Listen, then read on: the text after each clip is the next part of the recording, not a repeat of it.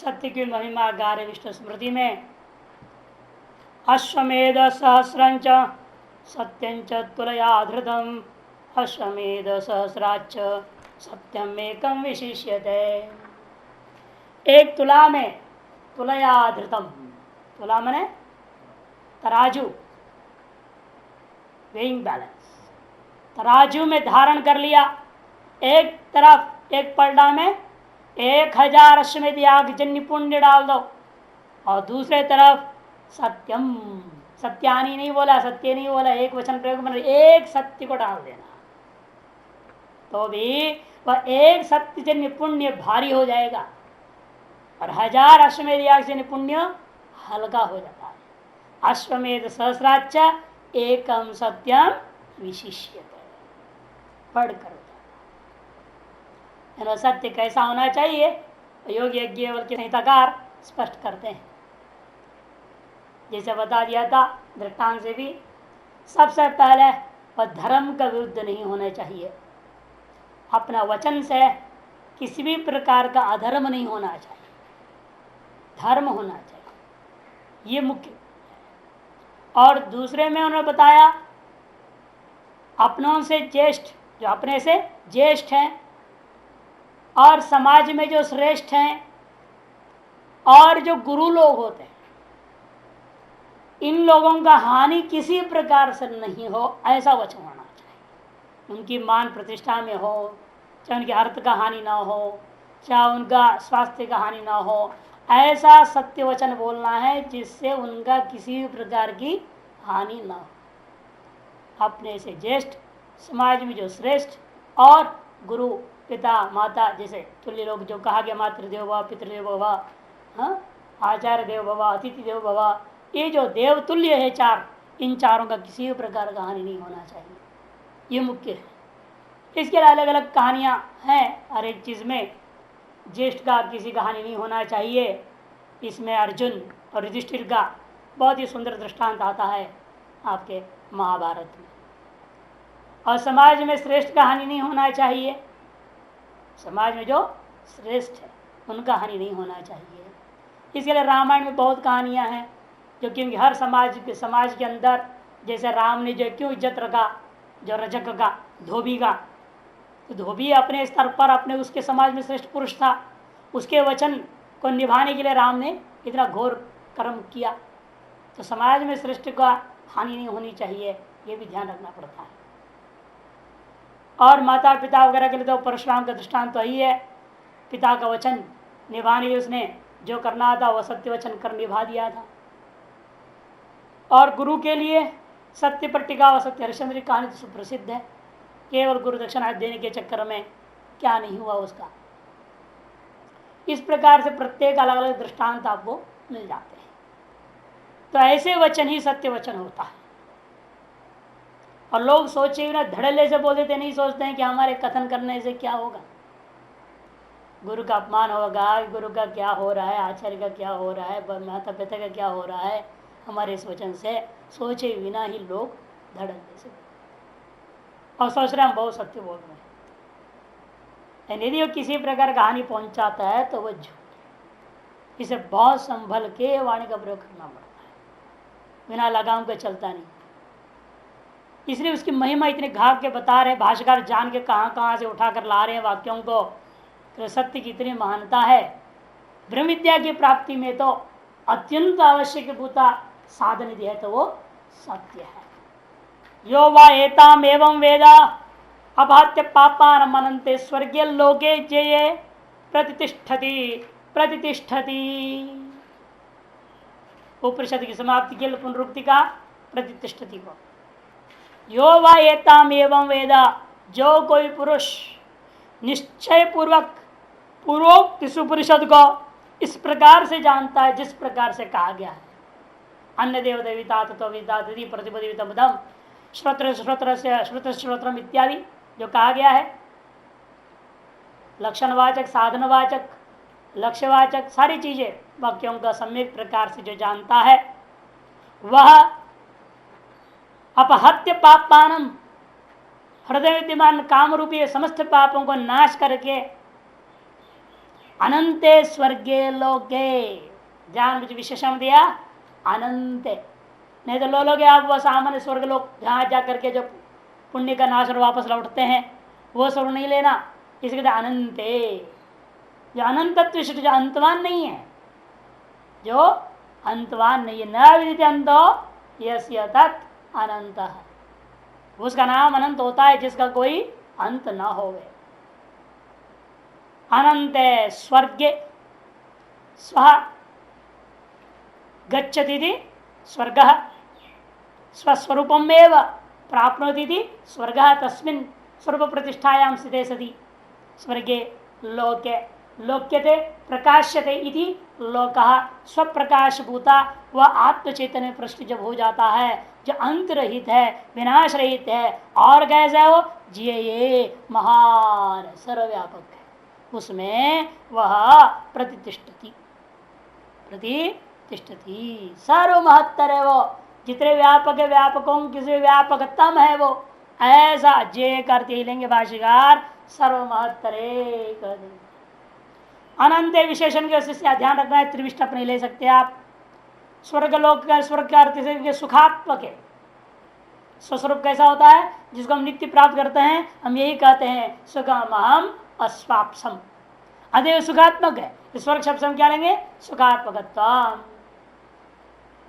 वैसे भी स्वर शब्द का अर्थ सुखात्मक किया है, यन्न दुखे न संभिन्नम न च ग्रस्तम अनंतरम अभिलाषोपनीतं च तत्सुखम स्वपदास्पदम। यन्न दुखे न संभिन्नम, जो सुख दुख से सम्मिश्रित नहीं है, न च ग्रस्तम अनंतरम, और सुखानुभूति के अनंतर दुखग्रस्त हो ऐसा कभी नहीं। न च ग्रस्तम अनंतरम, अनंतरों भी न च ग्रस्तम, अनंतर में भी काल भेदे न आप सोचें दुखग्रस्त हो जाएगा, ऐसा नहीं हो सकता। और अभिलाषोपनीतं च, सारी अभिलाषाएं, क्योंकि आप्तकाम आत्मकाम आत्मक्रीड ये सब शब्दों से कहा गया है, अतः वो सर्व काम प्राप्त होने से अभिलाषोपनीत हो जाएगा। तत्सुखम, तादृश सुख का नाम स्वपदास्पदम, स्वर इस पद का अर्थ होता है। तस्मिन् गच्छति प्रतिष्ठति स्वर्ग अर्थ सुखात्मक, यह भाष्यकार भी अर्थ संकेत कर देंगे। सुखात्मक ब्रह्म में, जो प्रकाशात्मक ब्रह्म में, अंतरहित ब्रह्म में और सर्वव्यापक ब्रह्म में, इसे अनंते मन अंतरहित अर्थात नित्य, स्वर्गे सुखात्मक है, लोके प्रकाशात्मक है, जे सर्वव्यापक है, ब्रह्मणि प्रतिष्ठति, ऐसा ब्रह्म वो प्रतिष्ठित हो जाता है, यह उसका अर्थ है। फिर वह संसार में जन्म नहीं लेता, यह इसका तात्पर्य, पुनर्जन्म आदि को प्राप्त नहीं करता है। यह वास्तविक उपनिषद का दोबारा फल कह दिया, जो पहले कह दिए थे, दोबारा कह दिया उसे उपसंहार, वास्तविक उपसंहार कर दिया। पहले यदि उपासना के फल बता चुके हैं, निर्गुण ब्रह्म विद्या का भी फल द्वितीय खंड का अंत में निर्गुण ब्रह्म विद्या का फल बता चुके हैं। अब इस चतुर्थ खंड का तीसरे चौथा आदि मंत्रों में यहाँ का फल बता चुके थे, उपासना के फल बता दिए हैं। फिर भी जो है अंत में आकर के वास्तविक फल को उपसंहार करना चाहते हैं। यो वा एताम मने ब्रह्म विद्या, एताम मने ब्रह्म विद्या, केनेशितम इत्यादि यथोक्ता, केनेशितम इत्यादि न प्रोक्त, जो दो खंडों में कहा हुआ जो बात है, प्रश्न प्रतिवचन रूपेण आचार्य शिष्य का संवादात्मक रूपेण जो कहा गया था, वह यथोक्ताम एवं महाभागम, पूर्व में कहा हुआ तरीके से श्रोत्र श्रोत्रम इत्यादि लक्षणों से, प्रतिबोध विद्यमदम इत्यादि साधनों से, और उसका लक्ष्य रूपानी देवता तदि इत्यादि लक्षणों से भी ग्रहण करता हुआ ऐसे महाभागा महान ऐश्वर्य संप्रदान कदे ब्रह्म देवेभ्य इत्यादि स्तुतांच, और उपासना कथन करने के निमित्त से जो स्तुति रूपेण कहा गया था ब्रह्म देवेभ्यो विजिज्ञ, है ना, तृतीय खंड का शुरू में इत्य स्तुताम सर्वविद्या प्रतिष्ठान, तो कैसे वो ब्रह्म विद्या सर्व विद्या प्रतिष्ठान, सर्वासु विद्यासु प्रतिष्ठा माने पूज्यत्व, पूज्यतमत्व उत्कर्षो, यस्याः ताम सर्व विद्या प्रतिष्ठान। टिप्पणी नंबर 1, अध्यात्म विद्या विद्यानाम, भगवान गीता में कहते हैं ना, उसको लेकर सर्वास विद्यानाम प्रतिष्ठा, परिसमाप्तिर्वा यत्र ताम, ऐसा भी ले सकते हैं सारी विद्याओं की समाप्ति होती है जिसमें, सगल विद्याओं के फल का लय है जिसमें, जिसको वहां का सर्वकर्माखिलम पार्थ ज्ञाने परिसमाप्य है। दो प्रकार से उत्पत्ति हो सकती है, दोनों में से जो मर्जी आपकी, सर्वास विद्या से प्रतिष्ठिता यानी पूज्यतमा ऐसा ले लो, अथवा सर्वास विद्या प्रतिष्ठा यत्र बहुरी समास है। पहला वाला सप्तमी तत्पुरुष समास व्यधिकरण तत्पुरुष है, सर्वासु विद्यासु प्रतिष्ठा, अथवा बहुरी सर्वासाम विद्यानाम यस्याम, ऐसा आप कर सकते हैं। जानबूझ कैसे किया, क्योंकि तत्पुरुष समास लाघव होता है और बहुरी समास गौरव होता है, इसे द्वितीय पक्ष में बहुरी समास दिखाया। अमृतत्व इत्युक्तम अपि, देखो द्वितीय खंड के अंत में आया था अमृतत्व ही विंदते, ऐसे ब्रह्म विद्या का बल अमृतत्व ब्रह्मत्व एवं भवती, ऐसा वहां पर कह दिए थे। फिर जब फल बोल चुके दोबारा क्यों कह रहे हो? इत्युक्तम अपि ब्रह्म विद्या फलम अंते निगमयते, निगमन करने के लिए, अंत में उपनिषद की संपूर्ण समाप्ति में निगमन करने के लिए जानकर दोबारा कहा जा रहा है। अपहत्य पापमान अविद्या काम कर्म लक्षणम संसार बीजम विधूय, अपहत्य पापमान की व्याख्या कर, यो वेद स, ऐसा अध्ययन करना पड़ेगा, स अपहत्य, जो उस ब्रह्म विद्या को ऐसा प्राप्त कर लिया है वह व्यक्ति क्या करता है, पापमानम अपहत्य। पापमानम की व्याख्या क्या है, अविद्या काम कर्म लक्षणम संसार बीजम पापमानम, अविद्या उसका कार्यभूता काम है, उसका भी कार्यभूता है कर्म। अविद्या क्षेत्र उत्तरेशम, योग सूत्रकार साफ साफ कहते हैं सारे आगे जितना भी कथा कहानी है उसका खेती कौन है, अविद्या। अविद्या क्षेत्र उत्तरेशम, उत्तर में क्या क्या है, अस्मिता राग द्वेष अभिनिवेश, अविद्या अस्मिता राग द्वेष अभिनिवेश। अविद्या के उत्तर में जितने भी है कहने के लिए 5 में विभक्त कर समझाया जाता है, वास्तव में है अकेली है वो अविद्या, उसका कार्यभूता सारी चीज होती है। अस्मिता के कारण से अहंकार जब जग गया तो संस्कारों को लेकर के वो विभिन्न प्रकार के कामनाएं करता है, कामना राग द्वेष अधीन होकर के अभिनिवेश युक्त भी हो जाता है, मृत्यु से युक्त हुआ उन कामनाओं को लेकर के वह विभिन्न प्रकार के कर्मों को करता है।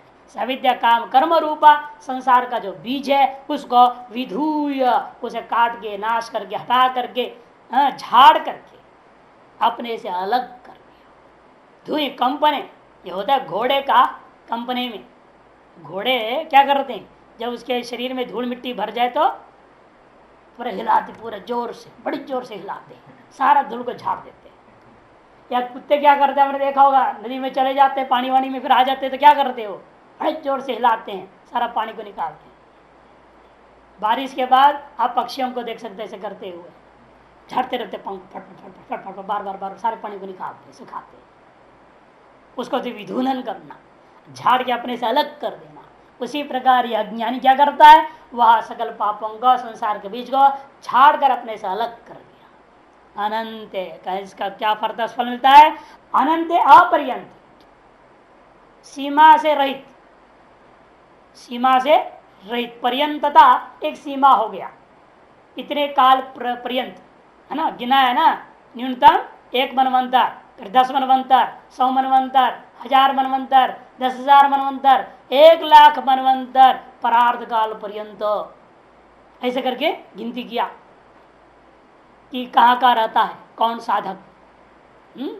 पुराणों में आया है, लिंग पुराण में भी है, विष्णु पुराण में कई जगह श्लोक आते हैं इसका कि कौन किस प्रकार का साधक कहाँ रहता है। योग सूत्र में विस्तार रूपेण भुवन कोश ज्ञान के प्रसंग में बताया हुआ है। प्रकृति विधेय नाम ये जो सूत्र आया वहां पर विचार बिना करके सब बताया हुआ है।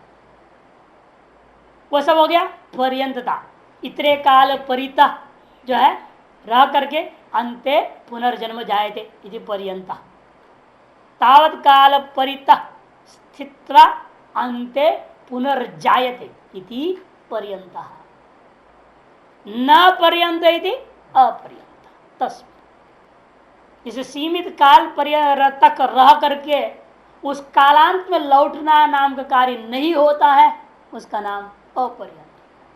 स्वर्गे लोके। या भ्रम को निवृत्त करने के लिए सुखात्मके ब्रह्मणि इत्येतत्, क्योंकि कोशकार लिख रहे हैं स्वलोको द्यो दिवो द्वे स्त्रियां क्लीबे त्रिविष्ठपम, ऐसा करके लिखा हुआ है कोशों में। सुरलोक देवताओं का लोक है, उसको द्यो शब्द से भी कहा जाए, द्यू शब्द का द्यो बनता है स्त्रीलिंग, दिवह शब्द भी द्वे स्त्रियां दोनों स्त्रीलिंग में, और क्लीबे नपुंसकलिंग में त्रिविष्ठपम शब्द प्रयोग होता है। उस लोक में आप भ्रांति न करें, इसलिए क्या कहते हैं यहाँ सखाते ब्रह्मणी त्यत अनंत विशेषणात् न त्रिविष्टप, इस पर टिप्पण था।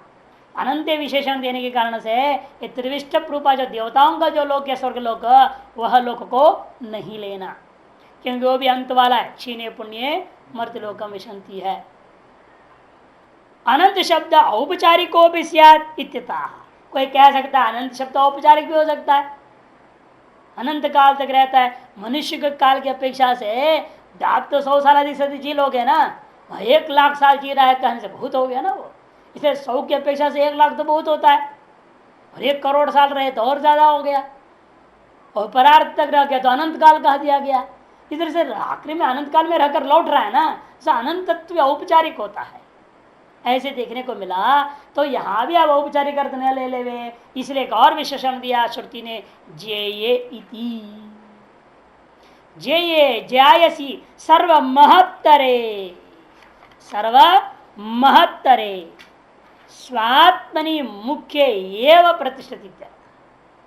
स्पष्ट करते कर दिया, कहने का तात्पर्य है वह अपने आत्मस्वरूप में ही जो मुख्य आत्मस्वरूप है, वो भी मुख्य और विशेषण जोड़ दिया, स्वात्म ने स्वशरीर, ऐसा ना ले लो, आत्मा शब्द का शरीर भी होता है, आत्मा शब्द का इंद्रियां भी होते हैं, आत्मा शब्द का मन बुद्धि अहंकार अलग सब कुछ लिया हुआ है। पुत्र को भी आत्मा कह दिया है? पुत्र मर गया तो अपना मर गया बोलता है, तो इसलिए भाष्यकार कहते मुख्य नहीं तो गौणे, वो सब गौण आत्माएं हैं।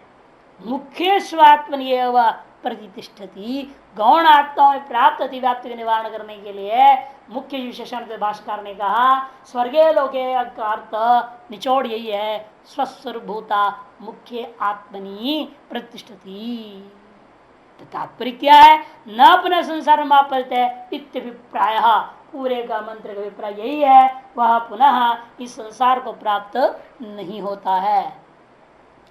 इस प्रकार से श्रीमद परमहंस परिव्राजकाचार्य श्रीमद शंकर भागवत पाद कृतौ केनोपनिषद पदभाष्य चतुर्थ खंडा तेन च उपनिषद समाप्ता, पूर्णता मगात, पूर्णता को प्राप्त कर गया। तो सगुण प्रविद्या क्रमुक्ति रूपा फल बता दिया, और निर्गुण प्रविद्या का कैवल्य सीधा प्राप्ति है, सत्य मुक्ति फल होता है। यह फल निर्देश कथन के साथ साथ पदभाष्य पूर्णता को प्राप्त हो जाता है।